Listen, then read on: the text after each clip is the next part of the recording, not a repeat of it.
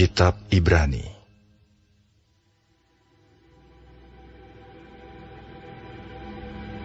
Setelah pada zaman dahulu, Allah berulang kali dan dalam pelbagai cara berbicara kepada nenek moyang kita, dengan perantaraan nabi-nabi.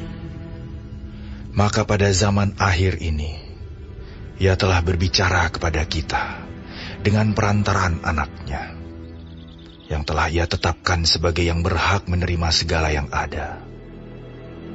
Oleh Dia, Allah telah menjadikan alam semesta.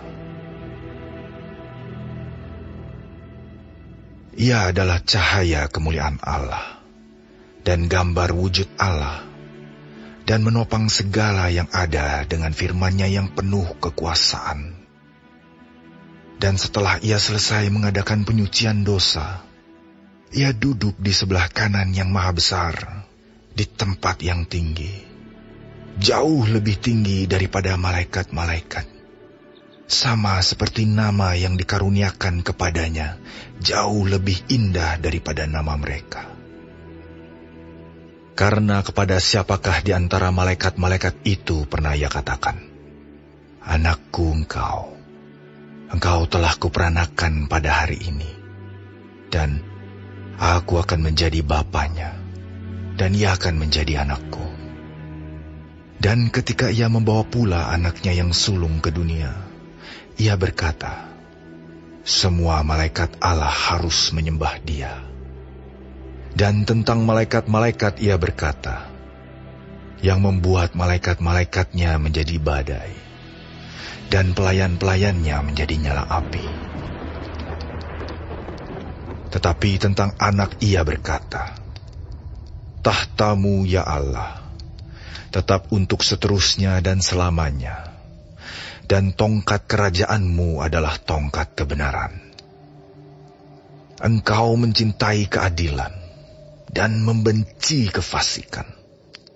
Sebab itu Allah-Mu telah mengurapi engkau dengan minyak sebagai tanda kesukaan, melebihi teman-teman sekutumu. Dan pada mulanya ya Tuhan, Engkau telah meletakkan dasar bumi, dan langit adalah buatan tangan-Mu. Semuanya itu akan binasa, tetapi Engkau tetap ada, dan semuanya itu akan menjadi usang seperti pakaian. Seperti jubah akan Engkau gulungkan mereka, dan seperti persalinan mereka akan diubah. Tetapi Engkau tetap sama, dan tahun-tahun-Mu tidak berkesudahan. Dan kepada siapakah di antara malaikat itu pernah Ia berkata, 'Duduklah di sebelah kananku, sampai kubuat musuh-musuhmu menjadi tumpuan kakimu'? Bukankah mereka semua adalah roh-roh yang melayani, yang diutus untuk melayani mereka yang harus memperoleh keselamatan?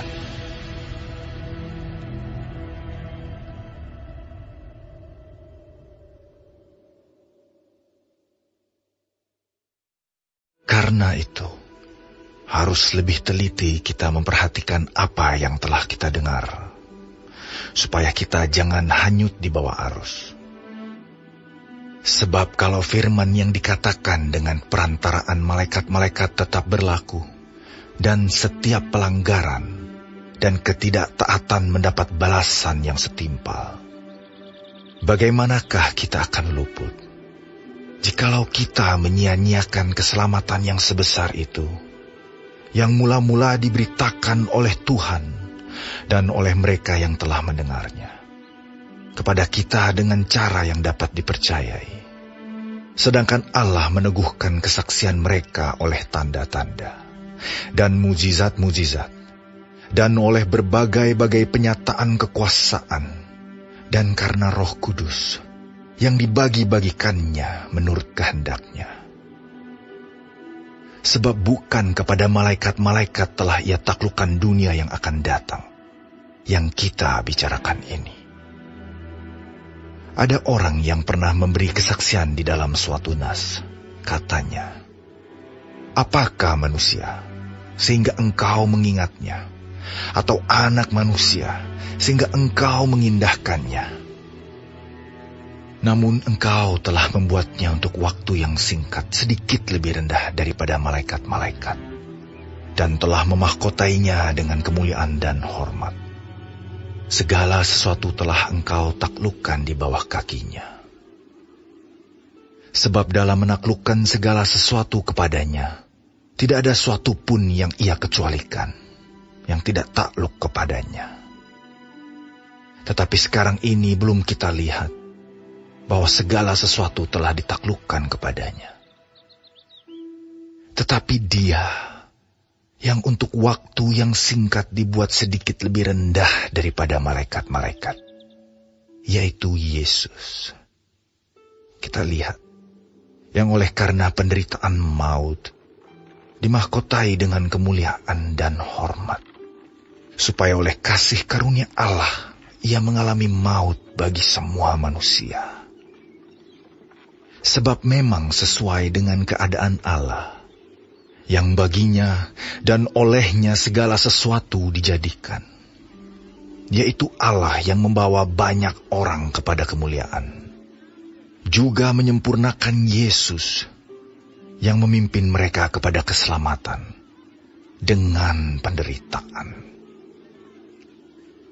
Sebab Ia yang menguduskan dan mereka yang dikuduskan, mereka semua berasal dari satu. Itulah sebabnya Ia tidak malu menyebut mereka saudara. Katanya, "Aku akan memberitakan namamu kepada saudara-saudaraku, dan memuji-muji engkau di tengah-tengah jemaat. Dan lagi, aku akan menaruh kepercayaan kepadanya.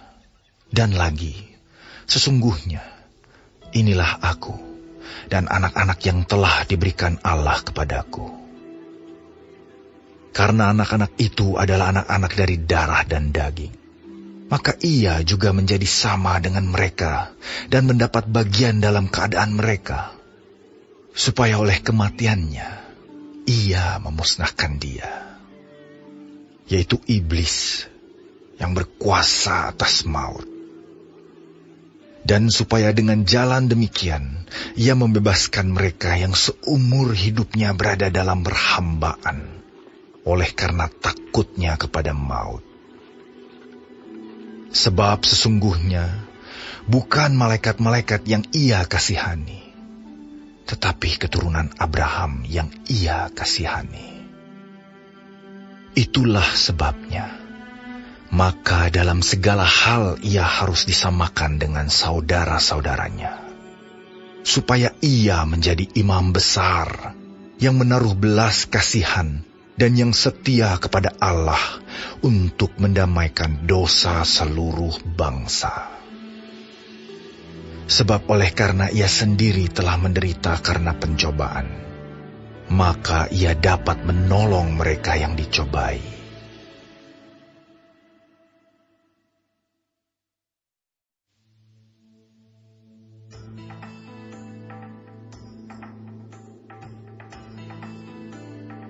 Sebab itu, hai saudara-saudara yang kudus, yang mendapat bagian dalam panggilan surgawi, pandanglah kepada Rasul dan Imam Besar yang kita akui, yaitu Yesus, yang setia kepada Dia yang telah menetapkannya, sebagaimana Musa pun setia dalam segenap rumahnya.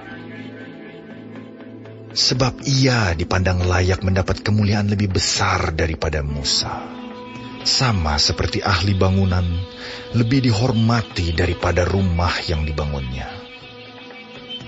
Sebab setiap rumah dibangun oleh seorang ahli bangunan, tetapi ahli bangunan segala sesuatu ialah Allah. Dan Musa memang setia dalam segenap rumah Allah, sebagai pelayan untuk memberi kesaksian tentang apa yang akan diberitakan kemudian. Tetapi Kristus setia sebagai anak yang mengepalai rumahnya.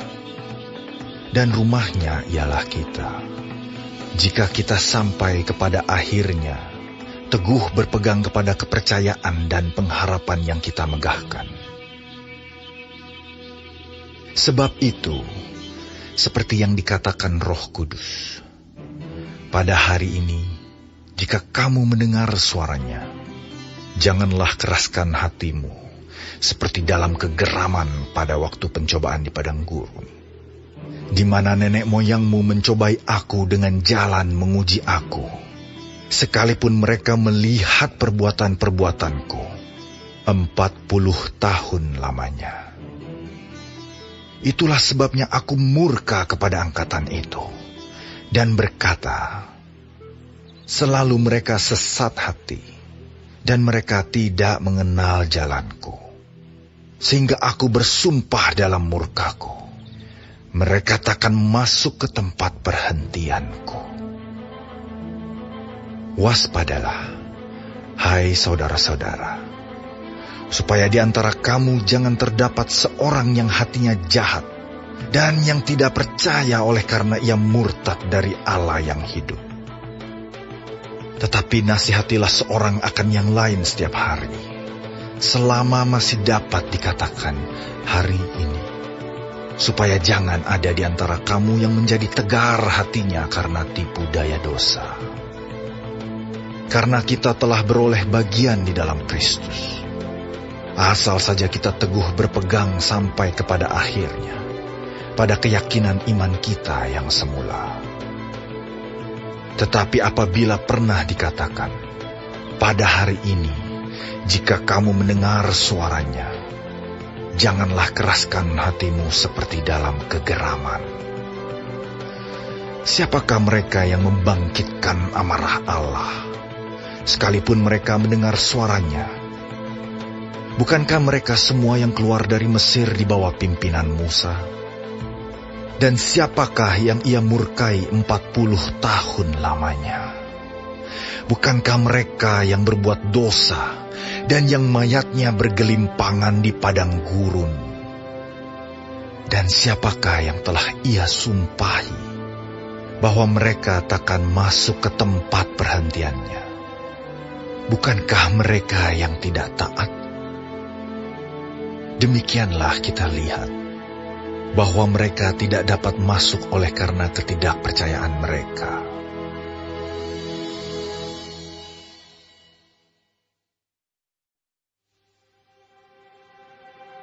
Sebab itu, baiklah kita waspada, supaya jangan ada seorang di antara kamu yang dianggap ketinggalan, sekalipun janji akan masuk ke dalam perhentiannya masih berlaku. Karena kepada kita diberitakan juga kabar kesukaan, sama seperti kepada mereka.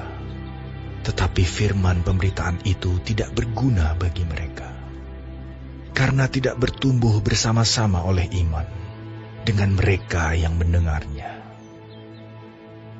Sebab kita yang beriman akan masuk ke tempat perhentian seperti yang ia katakan. Sehingga aku bersumpah dalam murkaku, mereka takkan masuk ke tempat perhentianku, sekalipun pekerjaannya sudah selesai sejak dunia dijadikan. Sebab tentang hari ketujuh pernah dikatakan di dalam suatu nas, dan Allah berhenti pada hari ketujuh dari segala pekerjaannya. Dan dalam nas itu kita baca, mereka takkan masuk ke tempat perhentianku. Jadi sudah jelas bahwa ada sejumlah orang akan masuk ke tempat perhentian itu, sedangkan mereka yang kepadanya lebih dahulu diberitakan kabar kesukaan itu tidak masuk karena ketidaktaatan mereka. Sebab itu ia menetapkan pula suatu hari, yaitu hari ini, ketika ia setelah sekian lama berfirman dengan perantaraan Daud seperti dikatakan di atas. Pada hari ini, jika kamu mendengar suaranya, janganlah keraskan hatimu. Sebab, andai kata Yosua telah membawa mereka masuk ke tempat perhentian, pasti Allah tidak akan berkata-kata kemudian tentang suatu hari lain. Jadi, masih tersedia suatu hari perhentian, hari ketujuh bagi umat Allah. Sebab barang siapa telah masuk ke tempat perhentiannya, ia sendiri telah berhenti dari segala pekerjaannya, sama seperti Allah berhenti dari pekerjaannya. Karena itu, baiklah kita berusaha untuk masuk ke dalam perhentian itu, supaya jangan seorang pun jatuh karena mengikuti contoh ketidaktaatan itu juga. Sebab firman Allah hidup dan kuat dan lebih tajam daripada pedang bermata dua manapun. Ia menusuk amat dalam sampai memisahkan jiwa dan roh, sendi-sendi dan sumsum. Ia sanggup membedakan pertimbangan dan pikiran hati kita. Dan tidak ada suatu makhluk pun yang tersembunyi di hadapannya. Sebab segala sesuatu telanjang dan terbuka di depan mata Dia, yang kepadanya kita harus memberikan pertanggungan jawab. Karena kita sekarang mempunyai imam besar agung yang telah melintasi semua langit, yaitu Yesus, Anak Allah. Baiklah kita teguh berpegang pada pengakuan iman kita. Sebab imam besar yang kita punya bukanlah imam besar yang tidak dapat turut merasakan kelemahan-kelemahan kita. Sebaliknya sama dengan kita. Ia telah dicobai, hanya tidak berbuat dosa. Sebab itu, marilah kita dengan penuh keberanian menghampiri tahta kasih karunia, supaya kita menerima rahmat dan menemukan kasih karunia, untuk mendapat pertolongan kita pada waktunya.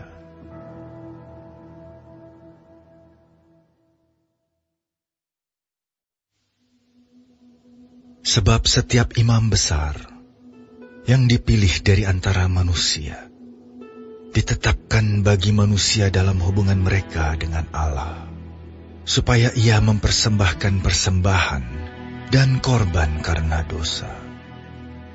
Ia harus dapat mengerti orang-orang yang jahil dan orang-orang yang sesat, karena ia sendiri penuh dengan kelemahan, yang mengharuskannya untuk mempersembahkan korban karena dosa, bukan saja bagi umat, tetapi juga bagi dirinya sendiri.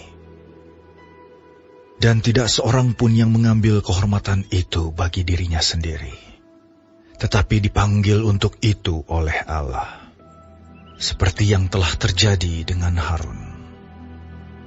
Demikian pula, Kristus tidak memuliakan dirinya sendiri dengan menjadi imam besar, tetapi dimuliakan oleh Dia yang berfirman kepadanya, "Anakku engkau telah kuperanakan pada hari ini." Sebagaimana firman-Nya dalam suatu nas lain, "Engkau adalah imam untuk selama-lamanya, menurut peraturan Melkisedek." Dalam hidupnya sebagai manusia, ia telah mempersembahkan doa dan permohonan dengan ratap tangis dan keluhan kepada Dia yang sanggup menyelamatkannya dari maut, dan karena kesalehannya ia telah didengarkan. Dan sekalipun ia adalah anak, ia telah belajar menjadi taat dari apa yang telah dideritanya. Dan sesudah ia mencapai kesempurnaannya, ia menjadi pokok keselamatan yang abadi bagi semua orang yang taat kepadanya. Dan ia dipanggil menjadi imam besar oleh Allah, menurut peraturan Melkisedek. Tentang hal itu banyak yang harus kami katakan, tetapi yang sukar untuk dijelaskan karena kamu telah lamban dalam hal mendengarkan. Sebab sekalipun kamu ditinjau dari sudut waktu, sudah seharusnya menjadi pengajar. Kamu masih perlu lagi diajarkan asas-asas pokok dari penyataan Allah. dan kamu masih memerlukan susu, bukan makanan keras. Sebab barang siapa masih memerlukan susu, ia tidak memahami ajaran tentang kebenaran, sebab ia adalah anak kecil. Tetapi makanan keras adalah untuk orang-orang dewasa, yang karena mempunyai panca indera yang terlatih, untuk membedakan yang baik daripada yang jahat.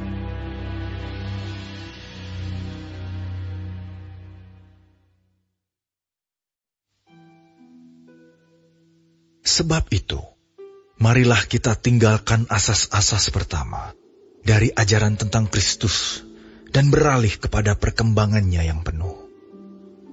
Janganlah kita meletakkan lagi dasar pertobatan dari perbuatan-perbuatan yang sia-sia dan dasar kepercayaan kepada Allah, yaitu ajaran tentang pelbagai pembaptisan, penumpangan tangan, kebangkitan orang-orang mati dan hukuman kekal.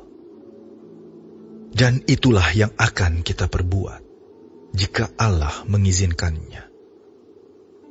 Sebab mereka yang pernah diterangi hatinya, yang pernah mengecap karunia sorgawi, dan yang pernah mendapat bagian dalam Roh Kudus, dan yang mengecap firman yang baik dari Allah, dan karunia-karunia dunia yang akan datang, namun yang murtad lagi, tidak mungkin dibaharui sekali lagi sedemikian, hingga mereka bertobat. Sebab mereka menyalibkan lagi anak Allah bagi diri mereka, dan menghinanya di muka umum. Sebab tanah yang menghisap air hujan yang sering turun ke atasnya, dan yang menghasilkan tumbuh-tumbuhan yang berguna bagi mereka yang mengerjakannya, menerima berkat dari Allah. Tetapi jikalau tanah itu menghasilkan semak duri dan rumput duri, tidaklah ia berguna dan sudah dekat pada kutuk, yang berakhir dengan pembakaran. Tetapi, hai saudara-saudaraku yang kekasih, sekalipun kami berkata demikian tentang kamu, kami yakin bahwa kamu memiliki sesuatu yang lebih baik, yang mengandung keselamatan. Sebab Allah bukan tidak adil, sehingga ia lupa akan pekerjaanmu dan kasihmu, yang kamu tunjukkan terhadap namanya oleh pelayanan kamu kepada orang-orang kudus, yang masih kamu lakukan sampai sekarang. Tetapi kami ingin, supaya kamu masing-masing menunjukkan kesungguhan yang sama untuk menjadikan pengharapanmu suatu milik yang pasti, sampai pada akhirnya, agar kamu jangan menjadi lamban, tetapi menjadi penurut-penurut mereka, yang oleh iman dan kesabaran mendapat bagian dalam apa yang dijanjikan Allah. Sebab ketika Allah memberikan janjinya kepada Abraham, ia bersumpah demi dirinya sendiri, karena tidak ada orang yang lebih tinggi daripadanya. Katanya, sesungguhnya aku akan memberkati engkau berlimpah-limpah, dan akan membuat engkau sangat banyak. Abraham menanti dengan sabar, dan dengan demikian ia memperoleh apa yang dijanjikan kepadanya. Sebab manusia bersumpah demi orang yang lebih tinggi, dan sumpah itu menjadi suatu pengokohan baginya, yang mengakhiri segala bantahan. Karena itu, untuk lebih meyakinkan mereka yang berhak menerima janji itu akan kepastian putusannya, Allah telah mengikat dirinya dengan sumpah, supaya oleh dua kenyataan yang tidak berubah-ubah, tentang mana Allah tidak mungkin berdusta, kita yang mencari perlindungan beroleh dorongan yang kuat untuk menjangkau pengharapan yang terletak di depan kita. Pengharapan itu adalah sauh yang kuat dan aman bagi jiwa kita, yang telah dilabuhkan sampai ke belakang tabir, di mana Yesus telah masuk sebagai perintis bagi kita, ketika ia, menurut peraturan Melkisedek, menjadi imam besar sampai selama-lamanya.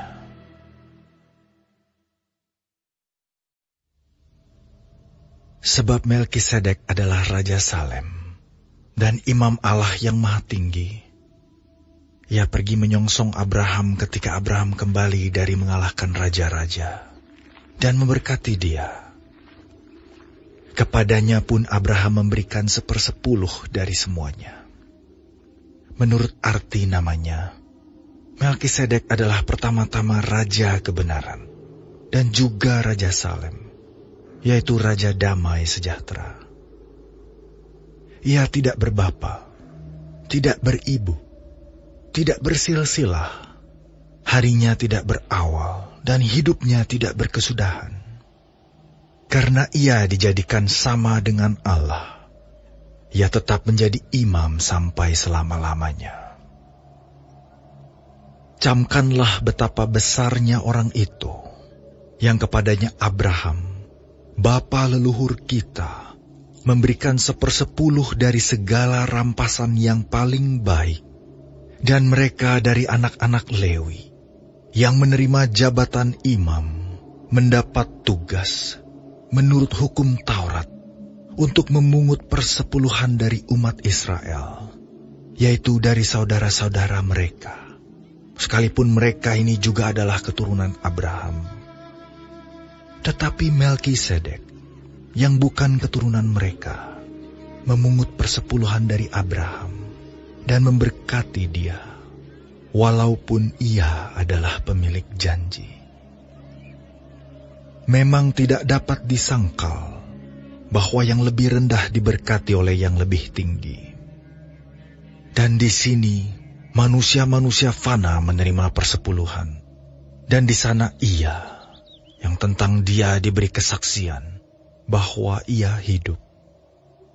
Maka dapatlah dikatakan bahwa dengan perantaraan Abraham dipungut juga 10% dari Lewi, yang berhak menerima 10%, sebab ia masih berada dalam tubuh bapa leluhurnya, ketika Melkisedek menyongsong bapa leluhurnya itu.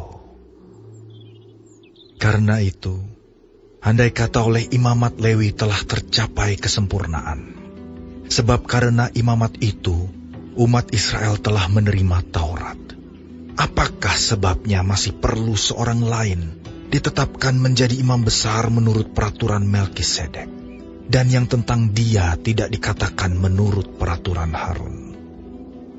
Sebab, jikalau imamat berubah, dengan sendirinya akan berubah pula hukum Taurat itu. Sebab ia, yang dimaksudkan di sini, termasuk suku lain. Dari suku ini tidak ada seorang pun yang pernah melayani di mezbah. Sebab telah diketahui semua orang bahwa Tuhan kita berasal dari suku Yehuda. Dan mengenai suku itu, Musa tidak pernah mengatakan suatu apapun tentang imam-imam. Dan hal itu jauh lebih nyata lagi, jikalau ditetapkan seorang imam lain menurut cara Melkisedek, yang menjadi imam bukan berdasarkan peraturan-peraturan manusia, tetapi berdasarkan hidup yang tidak dapat binasa. Sebab tentang dia diberi kesaksian, engkau adalah imam untuk selama-lamanya, menurut peraturan Melkisedek. Memang suatu hukum yang dikeluarkan dahulu dibatalkan, kalau hukum itu tidak mempunyai kekuatan, dan karena itu tidak berguna. Sebab hukum Taurat sama sekali tidak membawa kesempurnaan. Tetapi sekarang ditimbulkan pengharapan yang lebih baik, yang mendekatkan kita kepada Allah. Dan sama seperti hal ini tidak terjadi tanpa sumpah. Memang mereka telah menjadi imam tanpa sumpah. Tetapi ia dengan sumpah diucapkan oleh Dia yang berfirman kepadanya, Tuhan telah bersumpah, dan ia tidak akan menyesal. Engkau adalah imam untuk selama-lamanya. Demikian pula Yesus adalah jaminan dari suatu perjanjian yang lebih kuat. Dan dalam jumlah yang besar, mereka telah menjadi imam.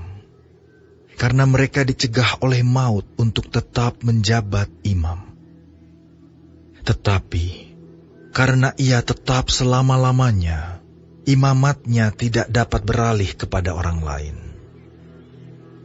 Karena itu, ia sanggup juga menyelamatkan dengan sempurna semua orang yang oleh Dia datang kepada Allah. Sebab ia hidup senantiasa untuk menjadi pengantara mereka. Sebab imam besar yang demikianlah yang kita perlukan, yaitu yang saleh, tanpa salah, tanpa noda, yang terpisah dari orang-orang berdosa, dan lebih tinggi daripada tingkat-tingkat sorga. Yang tidak seperti imam-imam besar lain, yang setiap hari harus mempersembahkan korban untuk dosanya sendiri, dan sesudah itu barulah untuk dosa umatnya. Sebab hal itu telah dilakukannya satu kali untuk selama-lamanya, ketika ia mempersembahkan dirinya sendiri sebagai korban. Sebab hukum Taurat menetapkan orang-orang yang diliputi kelemahan menjadi imam besar. Tetapi sumpah yang diucapkan kemudian daripada hukum Taurat menetapkan anak yang telah menjadi sempurna sampai selama-lamanya.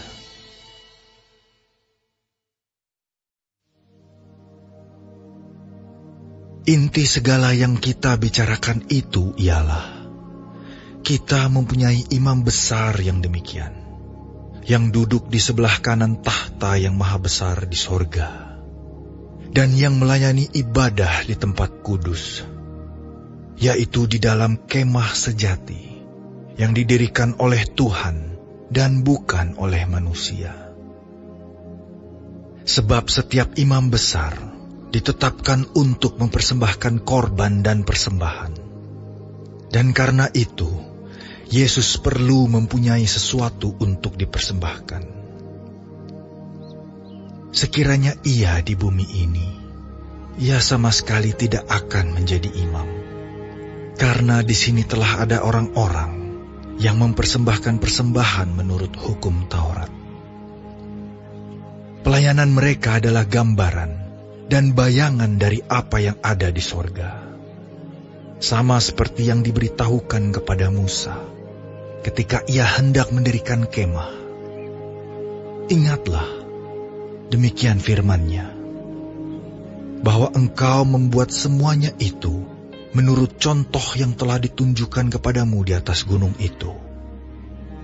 Tetapi sekarang ia telah mendapat suatu pelayanan yang jauh lebih agung, karena ia menjadi pengantara dari perjanjian yang lebih mulia, yang didasarkan atas janji yang lebih tinggi.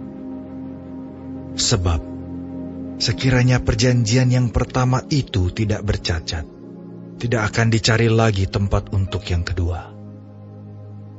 Sebab ia menegur mereka ketika ia berkata, sesungguhnya akan datang waktunya. Demikianlah firman Tuhan. Aku akan mengadakan perjanjian baru dengan kaum Israel dan dengan kaum Yehuda. Bukan seperti perjanjian yang telah kuadakan dengan nenek moyang mereka, pada waktu aku memegang tangan mereka untuk membawa mereka keluar dari tanah Mesir. Sebab mereka tidak setia kepada perjanjianku, dan aku menolak mereka. Demikian firman Tuhan. Maka inilah perjanjian yang kuadakan dengan kaum Israel sesudah waktu itu. Demikianlah firman Tuhan. Aku akan menaruh hukumku dalam akal budi mereka, dan menuliskannya dalam hati mereka. Maka aku akan menjadi Allah mereka, dan mereka akan menjadi umatku. Dan mereka tidak akan mengajar lagi sesama warganya, atau sesama saudaranya dengan mengatakan, kenallah Tuhan. Sebab mereka semua, besar kecil, akan mengenal aku. Sebab aku akan menaruh belas kasihan terhadap kesalahan mereka, dan tidak lagi mengingat dosa-dosa mereka. Oleh karena ia berkata-kata tentang perjanjian yang baru, ia menyatakan yang pertama sebagai perjanjian yang telah menjadi tua. dan apa yang telah menjadi tua dan usang telah dekat kepada kemusnahannya.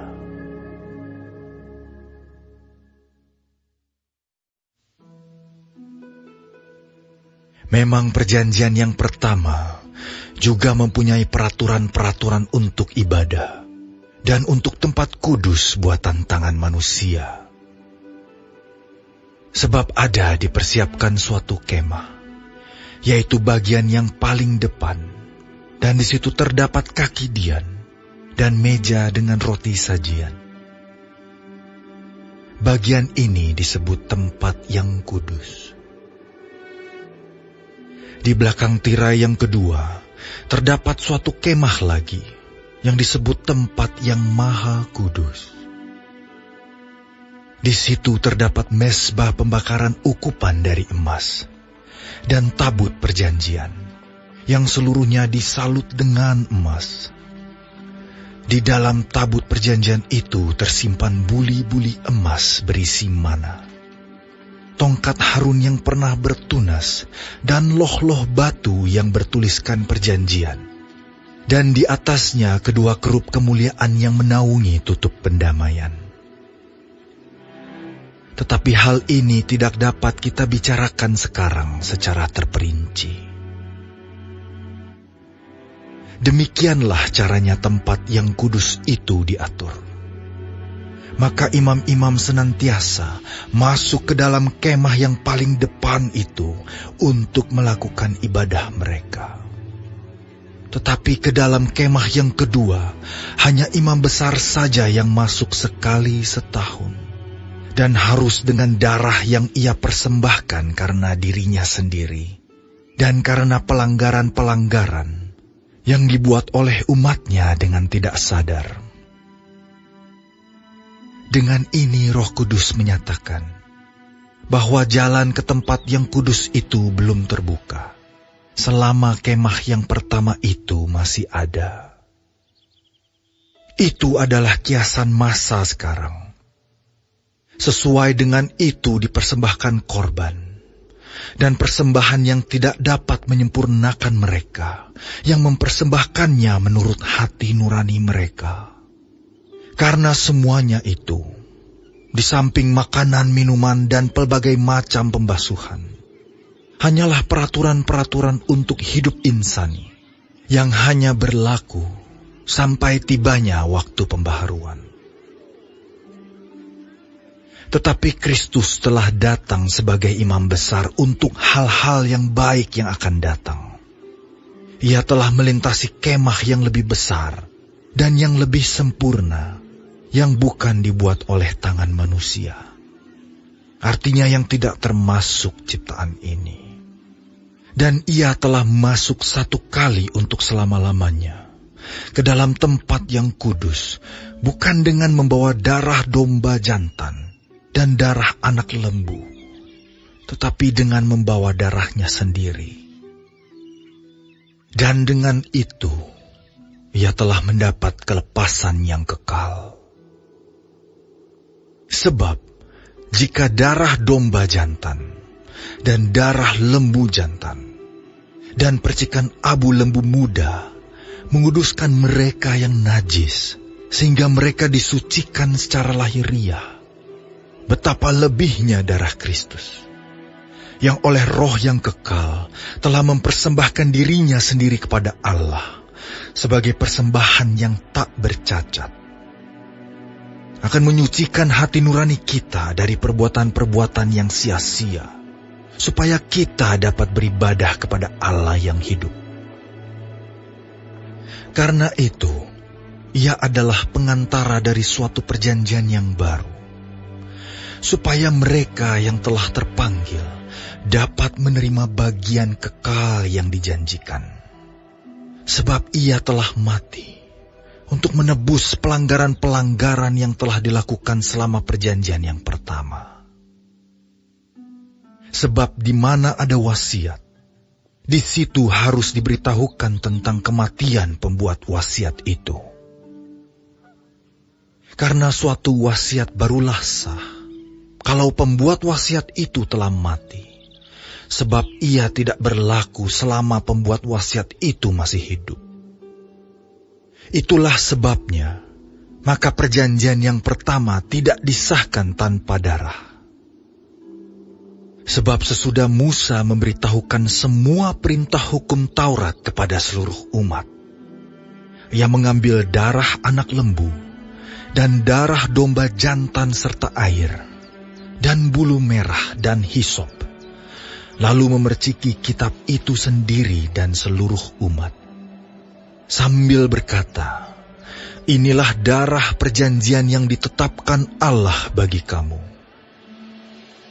Dan juga kemah, dan semua alat untuk ibadah, dipercikinya secara demikian dengan darah.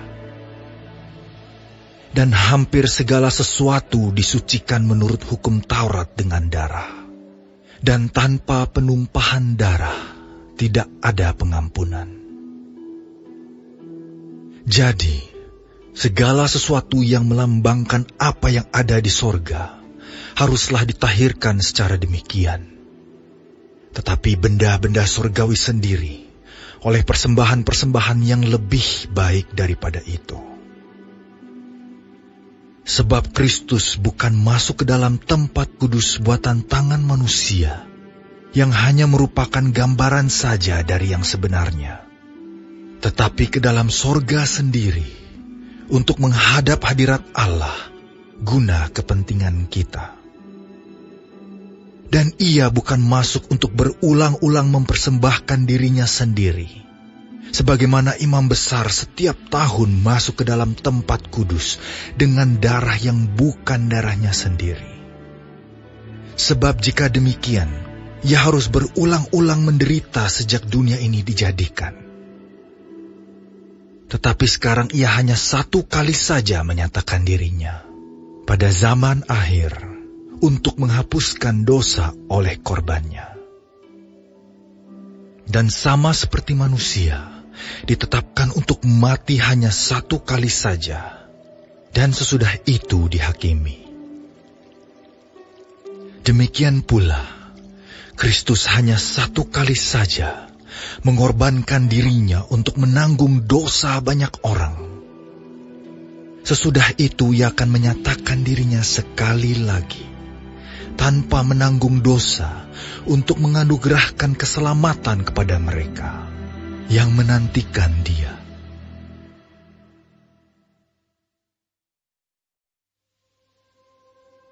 Di dalam hukum Taurat hanya terdapat bayangan saja dari keselamatan yang akan datang, dan bukan hakikat dari keselamatan itu sendiri.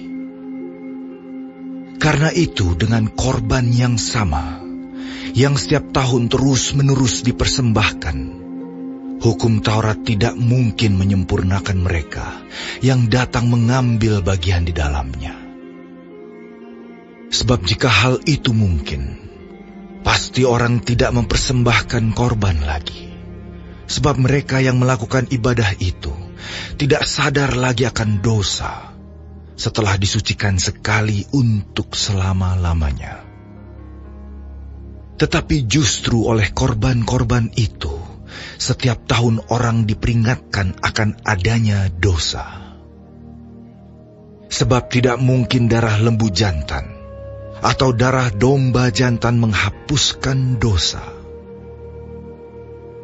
Karena itu ketika ia masuk ke dunia, ia berkata, "Korban dan persembahan tidak engkau kehendaki, tetapi engkau telah menyediakan tubuh bagiku.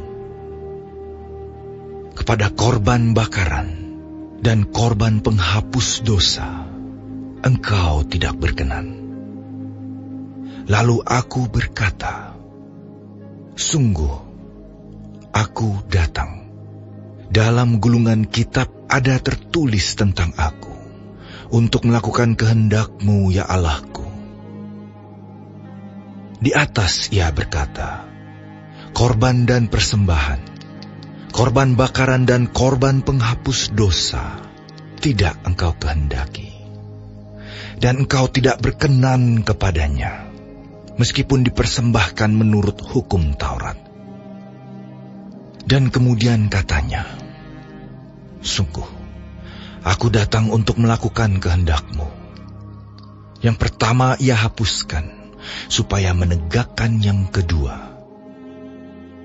Dan karena kehendak-Nya inilah, kita telah dikuduskan satu kali untuk selama-lamanya oleh persembahan tubuh Yesus Kristus. Selanjutnya setiap imam melakukan tiap-tiap hari pelayanannya dan berulang-ulang mempersembahkan korban yang sama sekali tidak dapat menghapuskan dosa. Tetapi Ia, setelah mempersembahkan hanya satu korban saja karena dosa, Ia duduk untuk selama-lamanya di sebelah kanan Allah. Dan sekarang, Ia hanya menantikan saatnya, di mana musuh-musuhnya akan dijadikan tumpuan kakinya. Sebab oleh satu korban saja, Ia telah menyempurnakan untuk selama-lamanya mereka yang Ia kuduskan. Dan tentang hal itu, Roh Kudus juga memberi kesaksian kepada kita. Sebab setelah Ia berfirman, "Inilah perjanjian yang akan kuadakan dengan mereka sesudah waktu itu." Ia berfirman pula, "Aku akan menaruh hukumku di dalam hati mereka, dan menuliskannya dalam akal budi mereka. Dan aku tidak lagi mengingat dosa-dosa dan kesalahan mereka." Jadi apabila untuk semuanya itu ada pengampunan, tidak perlu lagi dipersembahkan korban karena dosa. Jadi, saudara-saudara, oleh darah Yesus kita sekarang penuh keberanian dapat masuk ke dalam tempat kudus. Karena Ia telah membuka jalan yang baru dan yang hidup bagi kita melalui tabir, yaitu dirinya sendiri. Dan kita mempunyai seorang imam besar sebagai kepala rumah Allah. Karena itu marilah kita menghadap Allah dengan hati yang tulus ikhlas dan keyakinan iman yang teguh, oleh karena hati kita telah dibersihkan dari hati nurani yang jahat dan tubuh kita telah dibasuh dengan air yang murni. Marilah kita teguh berpegang pada pengakuan tentang pengharapan kita, sebab Ia yang menjanjikannya setia. Dan marilah kita saling memperhatikan, supaya kita saling mendorong dalam kasih dan dalam pekerjaan baik. Janganlah kita menjauhkan diri dari pertemuan-pertemuan ibadah kita, seperti dibiasakan oleh beberapa orang. Tetapi marilah kita saling menasihati, dan semakin giat melakukannya menjelang hari Tuhan yang mendekat. Sebab jika kita sengaja berbuat dosa, sesudah memperoleh pengetahuan tentang kebenaran, maka tidak ada lagi korban untuk menghapus dosa itu. Tetapi yang ada ialah kematian yang mengerikan akan penghakiman, dan api yang dahsyat yang akan menghanguskan semua orang durhaka. Jika ada orang yang menolak hukum Musa, ia dihukum mati tanpa belas kasihan atas keterangan 2 atau 3 orang saksi. Betapa lebih beratnya hukuman yang harus dijatuhkan atas dia yang menginjak-injak anak Allah, yang menganggap najis darah perjanjian yang menguduskannya, dan yang menghina roh kasih karunia. Sebab kita mengenal Dia yang berkata, "Pembalasan adalah hakku, akulah yang akan menuntut pembalasan." Dan lagi, Tuhan akan menghakimi umat-Nya. Ngeri benar kalau jatuh ke dalam tangan Allah yang hidup. Ingatlah akan masa yang lalu. Sesudah kamu menerima terang, kamu banyak menderita oleh karena kamu bertahan dalam perjuangan yang berat. Baik waktu kamu dijadikan tontonan oleh cercaan dan penderitaan, maupun waktu kamu mengambil bagian dalam penderitaan mereka yang diperlakukan sedemikian. Memang, kamu telah turut mengambil bagian dalam penderitaan orang-orang hukuman. Dan ketika harta kamu dirampas, kamu menerima hal itu dengan sukacita, sebab kamu tahu bahwa kamu memiliki harta yang lebih baik dan yang lebih menetap sifatnya. Sebab itu janganlah kamu melepaskan kepercayaanmu, karena besar upah yang menantinya. Sebab kamu memerlukan ketekunan, supaya sesudah kamu melakukan kehendak Allah, kamu memperoleh apa yang dijanjikan itu. Sebab sedikit, bahkan sangat sedikit waktu lagi, dan Ia akan datang, sudah akan ada, tanpa menangguhkan kedatangannya. Tetapi orangku yang benar akan hidup oleh iman, dan apabila ia mengundurkan diri, maka aku tidak berkenan kepadanya. Tetapi kita bukanlah orang-orang yang mengundurkan diri dan binasa, tetapi orang-orang yang percaya dan yang beroleh hidup.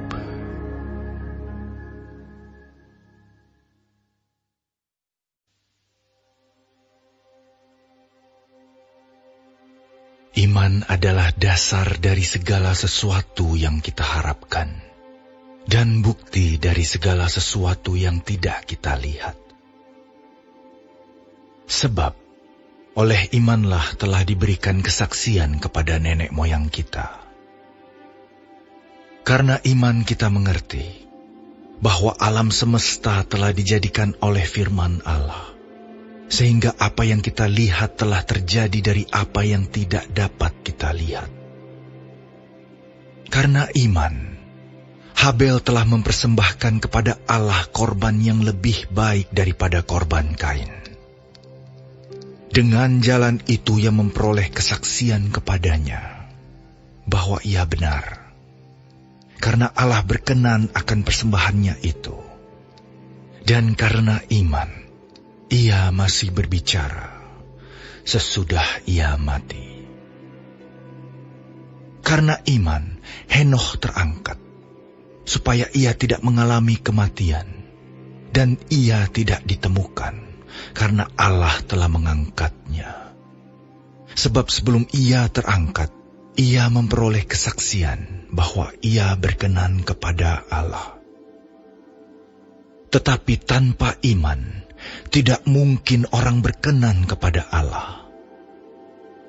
Sebab barang siapa berpaling kepada Allah, ia harus percaya bahwa Allah ada, dan bahwa Allah memberi upah kepada orang yang sungguh-sungguh mencari Dia. Karena iman, maka Nuh dengan petunjuk Allah tentang sesuatu yang belum kelihatan, dengan taat mempersiapkan bahtera untuk menyelamatkan keluarganya. Dan karena iman itu ia menghukum dunia, dan ia ditentukan untuk menerima kebenaran sesuai dengan imannya. Karena iman, Abraham taat ketika ia dipanggil untuk berangkat ke negeri yang akan diterimanya menjadi milik pusakanya. Lalu ia berangkat dengan tidak mengetahui tempat yang ia tujui. Karena iman, ia diam di tanah yang dijanjikan itu, seolah-olah di suatu tanah asing, dan di situ ia tinggal di kemah dengan Ishak dan Yakub, yang turut menjadi ahli waris janji yang satu itu. Sebab ia menanti-nantikan kota yang mempunyai dasar, yang direncanakan dan dibangun oleh Allah. Karena iman, ia juga dan Sarah beroleh kekuatan untuk menurunkan anak cucu, walaupun usianya sudah lewat, karena ia menganggap Dia yang memberikan janji itu setia. Itulah sebabnya, maka dari satu orang, Malahan orang yang telah mati pucuk, terpancar keturunan besar, seperti bintang di langit, dan seperti pasir di tepi laut, yang tidak terhitung banyaknya. Dalam iman, mereka semua ini telah mati sebagai orang-orang yang tidak memperoleh apa yang dijanjikan itu, tetapi yang hanya dari jauh melihatnya dan melambai-lambai kepadanya, dan yang mengakui bahwa mereka adalah orang asing dan pendatang di bumi ini. Sebab mereka yang berkata demikian menyatakan bahwa mereka dengan rindu mencari suatu tanah air. Dan kalau sekiranya dalam hal itu mereka ingat akan tanah asal yang telah mereka tinggalkan, maka mereka cukup mempunyai kesempatan untuk pulang ke situ. Tetapi sekarang mereka merindukan tanah air yang lebih baik, yaitu satu tanah air surgawi. Sebab itu Allah tidak malu disebut Allah mereka, karena Ia telah mempersiapkan sebuah kota bagi mereka. Karena iman, maka Abraham, tatkala ia dicobai, mempersembahkan Ishak. Ia yang telah menerima janji itu, rela mempersembahkan anaknya yang tunggal. Walaupun kepadanya telah dikatakan, keturunan yang berasal dari Ishaklah yang akan disebut keturunanmu. Karena ia berpikir bahwa Allah berkuasa membangkitkan orang-orang sekalipun dari antara orang mati. Dan dari sana ia seakan-akan telah menerimanya kembali. Karena iman maka Ishak, sambil memandang jauh ke depan, memberikan berkatnya kepada Yakub dan Esau. Karena iman, maka Yakub, ketika hampir waktunya akan mati, memberkati kedua anak Yusuf, lalu menyembah sambil bersandar pada kepala tongkatnya. Karena iman, maka Yusuf, menjelang matinya memberitakan tentang keluarnya orang-orang Israel, dan memberi pesan tentang tulang belulangnya. Karena iman, maka Musa, setelah ia lahir, disembunyikan selama 3 bulan oleh orang tuanya. Karena mereka melihat bahwa anak itu elok rupanya, dan mereka tidak takut akan perintah raja. Karena iman, maka Musa, setelah dewasa, menolak disebut anak putri Firaun, karena ia lebih suka menderita sengsara dengan umat Allah daripada untuk sementara menikmati kesenangan dari dosa. Ia menganggap penghinaan karena Kristus sebagai kekayaan yang lebih besar daripada semua harta Mesir, sebab pandangannya ia arahkan kepada upah. Karena iman, maka ia telah meninggalkan Mesir dengan tidak takut akan murka raja. Ia bertahan sama seperti ia melihat apa yang tidak kelihatan. Karena iman, maka ia mengadakan Paskah dan pemercikan darah, supaya pembinasa anak-anak sulung jangan menyentuh mereka. Karena iman, maka mereka telah melintasi Laut Merah sama seperti melintasi tanah kering. Sedangkan orang-orang Mesir tenggelam ketika mereka mencobanya juga. Karena iman, maka runtuhlah tembok-tembok Yeriko setelah kota itu dikelilingi 7 hari lamanya. Karena iman, maka Rahab, perempuan sundal itu, tidak turut binasa bersama-sama dengan orang-orang durhaka, karena ia telah menyambut pengintai-pengintai itu dengan baik. Dan apakah lagi yang harus aku sebut? Sebab aku akan kekurangan waktu. apabila aku hendak menceritakan tentang Gideon, Barak, Simson, Yefta, Daud dan Samuel dan para nabi, yang karena iman telah menaklukkan kerajaan-kerajaan, mengamalkan kebenaran, memperoleh apa yang dijanjikan, menutup mulut singa-singa, memadamkan api yang dahsyat. Mereka telah luput dari mata pedang, telah beroleh kekuatan dalam kelemahan, telah menjadi kuat dalam peperangan, dan telah memukul mundur pasukan-pasukan tentara asing. Ibu-ibu telah menerima kembali orang-orangnya yang telah mati, sebab dibangkitkan. Tetapi orang-orang lain membiarkan dirinya disiksa dan tidak mau menerima pembebasan, supaya mereka beroleh kebangkitan yang lebih baik. Ada pula yang diejek dan didera, bahkan yang dibelenggu dan dipenjarakan. Mereka dilempari, digergaji, dibunuh dengan pedang. Mereka mengembara dengan berpakaian kulit domba dan kulit kambing, sambil menderita kekurangan, kesesakan, dan siksaan.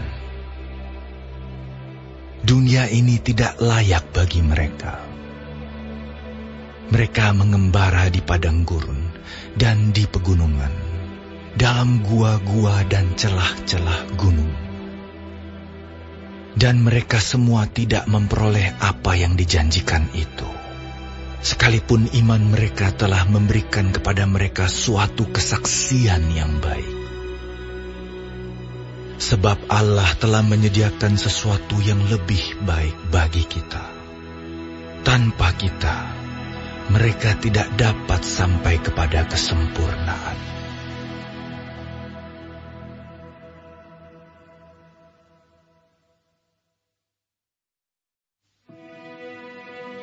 Karena kita mempunyai banyak saksi, bagaikan awan yang mengelilingi kita, marilah kita menanggalkan semua beban dan dosa yang begitu merintangi kita, dan berlomba dengan tekun dalam perlombaan yang diwajibkan bagi kita.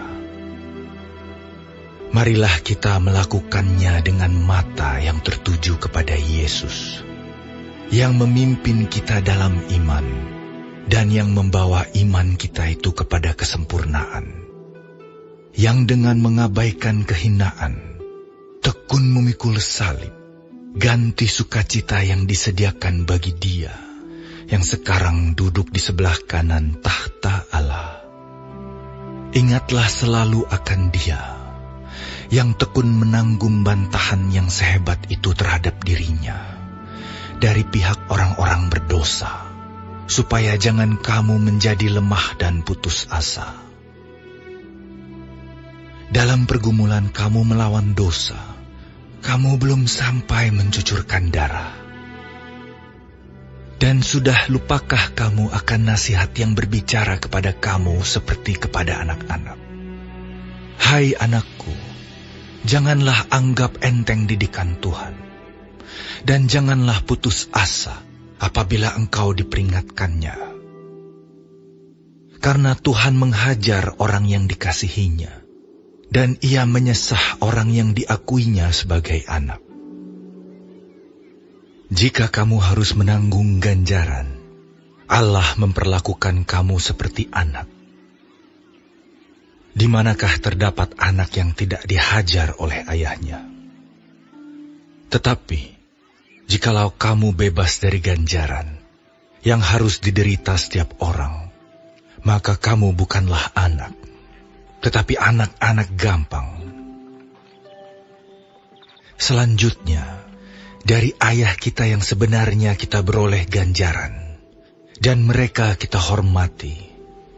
Kalau demikian, bukankah kita harus lebih taat kepada Bapa segala roh, supaya kita boleh hidup?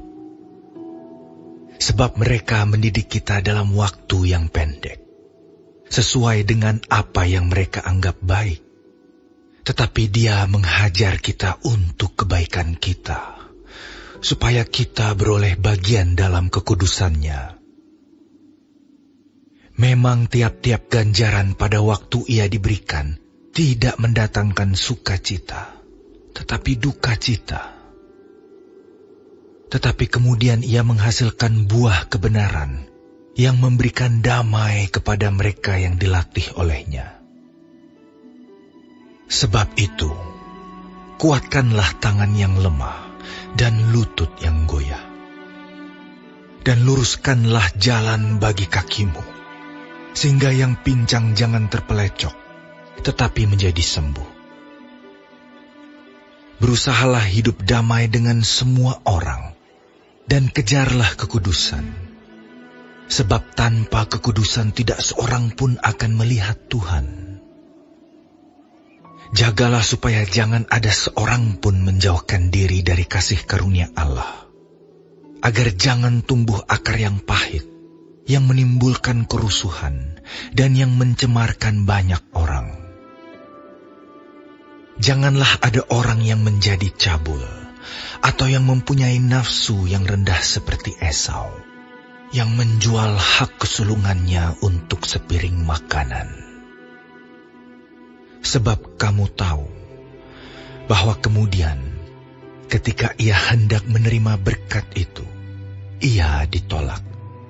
Sebab ia tidak beroleh kesempatan untuk memperbaiki kesalahannya, sekalipun ia mencarinya dengan mencucurkan air mata. Sebab kamu tidak datang kepada gunung yang dapat disentuh, dan api yang menyala-nyala, kepada kekelaman, kegelapan, dan angin badai, kepada bunyi sangkakala dan bunyi suara yang membuat mereka yang mendengarnya memohon, supaya jangan lagi berbicara kepada mereka. Sebab mereka tidak tahan mendengar perintah ini. Bahkan jika binatang pun yang menyentuh gunung, ia harus dilempari dengan batu. Dan sangat mengerikan pemandangan itu, sehingga Musa berkata, "Aku sangat ketakutan dan sangat gemetar." Tetapi kamu sudah datang ke Bukit Sion, ke kota Allah yang hidup, Yerusalem sorgawi, dan kepada beribu-ribu malaikat, suatu kumpulan yang meriah, dan kepada jemaat anak-anak sulung, yang namanya terdaftar di sorga, dan kepada Allah yang menghakimi semua orang, dan kepada roh-roh orang-orang benar yang telah menjadi sempurna, dan kepada Yesus, pengantara perjanjian baru, dan kepada darah pemercikan, yang berbicara lebih kuat daripada darah Habel. Jagalah supaya kamu jangan menolak Dia yang berfirman, sebab jikalau mereka yang menolak Dia yang menyampaikan firman Allah di bumi tidak luput, apalagi kita, jika kita berpaling dari Dia yang berbicara dari sorga. Waktu itu suaranya menggoncangkan bumi, tetapi sekarang Ia memberikan janji. Satu kali lagi aku akan menggoncangkan bukan hanya bumi saja, melainkan langit juga. Ungkapan satu kali lagi menunjukkan kepada perubahan pada apa yang dapat digoncangkan. Karena ia dijadikan supaya tinggal tetap apa yang tidak tergoncangkan.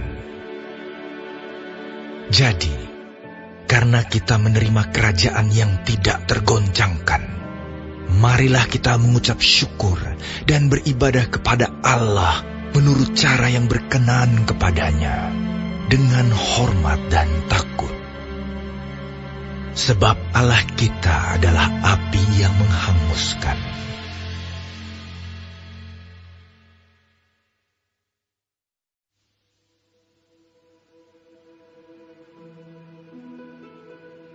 Peliharalah kasih persaudaraan.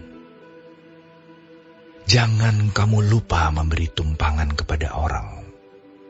Sebab dengan berbuat demikian, beberapa orang dengan tidak diketahuinya telah menjamu malaikat-malaikat. Ingatlah akan orang-orang hukuman, karena kamu sendiri juga adalah orang-orang hukuman. Dan ingatlah akan orang-orang yang diperlakukan sewenang-wenang, karena kamu sendiri juga masih hidup di dunia ini.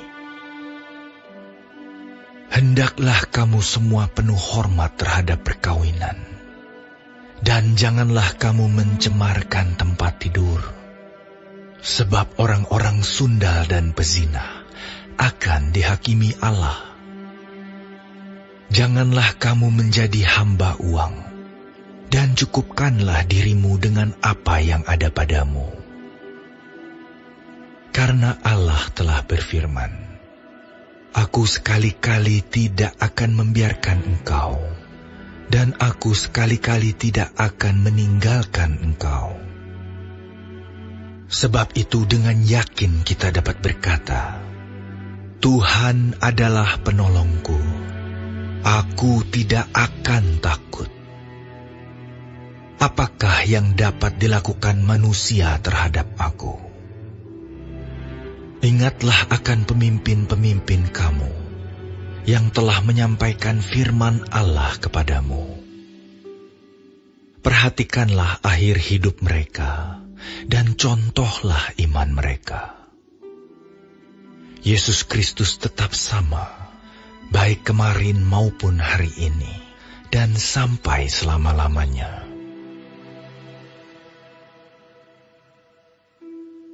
Janganlah kamu disesatkan oleh berbagai-bagai ajaran asing. Sebab yang baik ialah bahwa hati kamu diperkuat dengan kasih karunia, dan bukan dengan pelbagai makanan yang tidak memberi faedah kepada mereka yang menuruti aturan-aturan makanan macam itu. Kita mempunyai suatu mezbah, dan orang-orang yang melayani kemah tidak boleh makan dari apa yang di dalamnya. Karena tubuh binatang-binatang yang darahnya dibawa masuk ke tempat kudus oleh imam besar sebagai korban penghapus dosa, dibakar di luar perkemahan. Itu jugalah sebabnya Yesus telah menderita di luar pintu gerbang, untuk menguduskan umatnya dengan darahnya sendiri.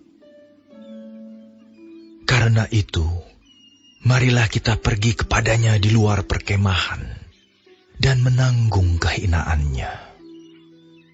Sebab di sini kita tidak mempunyai tempat tinggal yang tetap. Kita mencari kota yang akan datang. Sebab itu, marilah kita oleh Dia senantiasa mempersembahkan korban syukur kepada Allah, yaitu ucapan bibir yang memuliakan namanya. Dan janganlah kamu lupa berbuat baik dan memberi bantuan, sebab korban-korban yang demikianlah yang berkenan kepada Allah. Taatilah pemimpin-pemimpinmu, dan tunduklah kepada mereka, sebab mereka berjaga-jaga atas jiwamu, sebagai orang-orang yang harus bertanggung jawab atasnya. Dengan jalan itu, mereka akan melakukannya dengan gembira, bukan dengan keluh kesah, sebab hal itu tidak akan membawa keuntungan bagimu. Berdoalah terus untuk kami, sebab kami yakin bahwa hati nurani kami adalah baik, karena di dalam segala hal kami menginginkan suatu hidup yang baik. Dan secara khusus aku menasihatkan kamu, agar kamu melakukannya, supaya aku lebih lekas dikembalikan kepada kamu. Maka Allah damai sejahtera, yang oleh darah perjanjian yang kekal, telah membawa kembali dari antara orang mati Gembala agung segala domba, yaitu Yesus, Tuhan kita. Kiranya memperlengkapi kamu dengan segala yang baik untuk melakukan kehendak-Nya dan mengerjakan di dalam kita apa yang berkenan kepadanya oleh Yesus Kristus. Bagi Dialah kemuliaan sampai selama-lamanya. Amin. Dan aku menasihatkan kamu, saudara-saudara, supaya kata-kata nasihat ini kamu sambut dengan rela hati. Sekalipun pendek saja suratku ini kepada kamu. Ketahuilah bahwa Timotius, saudara kita, telah berangkat. Segera sesudah ia datang, aku akan mengunjungi kamu bersama-sama dengan dia. Sampaikanlah salam kepada semua pemimpin kamu dan semua orang kudus. Terimalah salam dari saudara-saudara di Italia. Kasih karunia menyertai kamu sekalian.